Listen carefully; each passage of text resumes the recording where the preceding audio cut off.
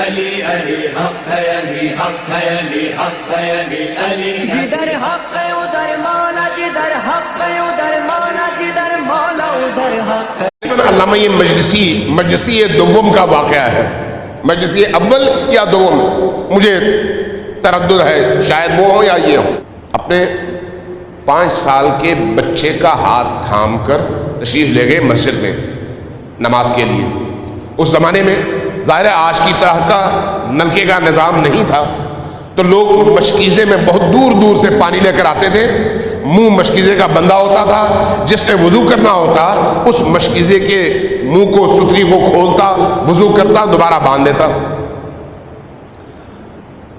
مجلسی اندر تشریف لے گئے نماز کے لیے، بچہ ساتھ میں تھا۔ نماز سے فارغ ہو کے جب باہر آئے تو دیکھا بچہ باہر کھیل رہا ہے اور اس کے ہاتھ میں کیل ہے، اور اس کیل سے اس نے اس مشکیزے کو سوراخ کر دیا ہے۔ سوراخ کرنے کے بعد وہ پانی بہہ گیا ہے۔ یہ دیکھا، بڑی کوفت ہوئی، بڑے پریشان ہوئے، مضطرب ہوئے، آنکھیں نمناک ہوئی، بچے کی انگلی پکڑی، واپس گھر کی طرف آتے ہوئے سوچنے لگے کہ میں نے کب کون سا گناہ کیا تھا جس کے نتیجے میں آج بچے نے یہ عمل کیا ہے۔ اتنے بڑے عالم دین گھر آئے، بیگم نے دیکھا چہرہ افسردہ ہے، منہ لٹکا ہوا ہے، پریشان ہے، مضطرب ہے۔ کہا کیا ہوا آپ کو؟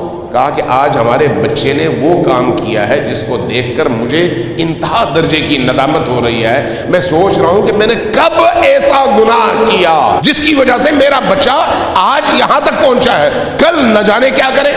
یہ نہیں کہا کہ بچہ ہے کوئی بات نہیں، غلطی بچے کرتے ہیں، سمجھا دیں گے، نہیں، بچے کی ہر حرکت کے پیچھے ماں باپ کا کردار جھلکتا ہے۔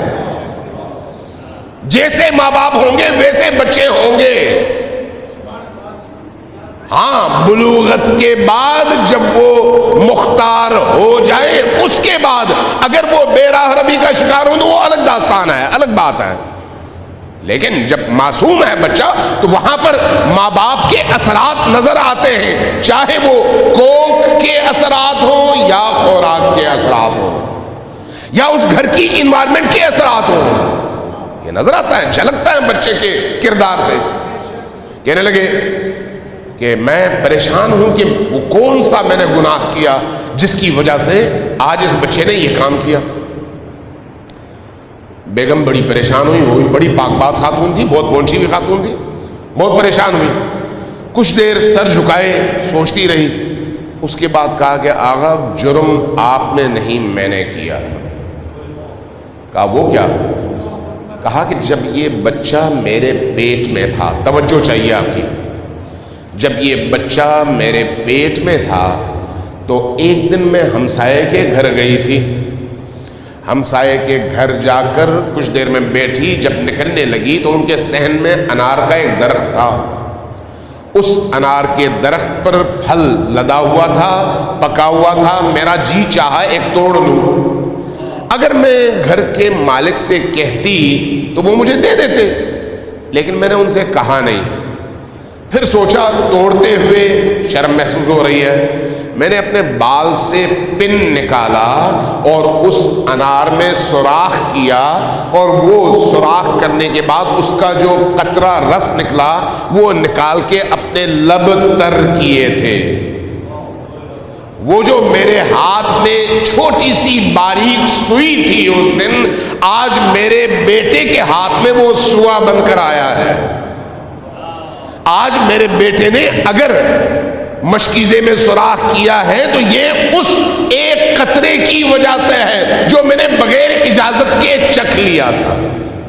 جو پاک باز لوگ ہوتے ہیں ان کی زندگیوں میں چھوٹے سے چھوٹا جرم بھی اپنا اثر دکھاتا ہے، لیکن جو صبح سے شام تک حرام میں مبتلا ہو ان کی زندگیوں پر اس کا کوئی اثر نہیں ہوتا۔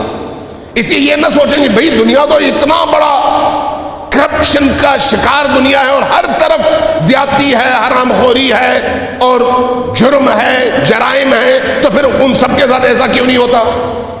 نہیں ہے. اس کا تعلق ہر شخص کی اپنی ذات سے ہے کہ کون کس حد تک پاکیزہ تھا اور اس کو کس حد تک پاکیزہ ہونا چاہیے تھا. جو جتنا غلاظتوں میں ہوگا اتنا ہی بے خبر بھی ہوگا اور اللہ اس کو اس کے حال پر چھوڑ دے گا. علی علی حق ہے، علی حق ہے، علی حق ہے، علی علی جدھر حق ہے ادھر مولا، جدھر حق ہے ادھر مولا، جدھر مولا ادھر حق.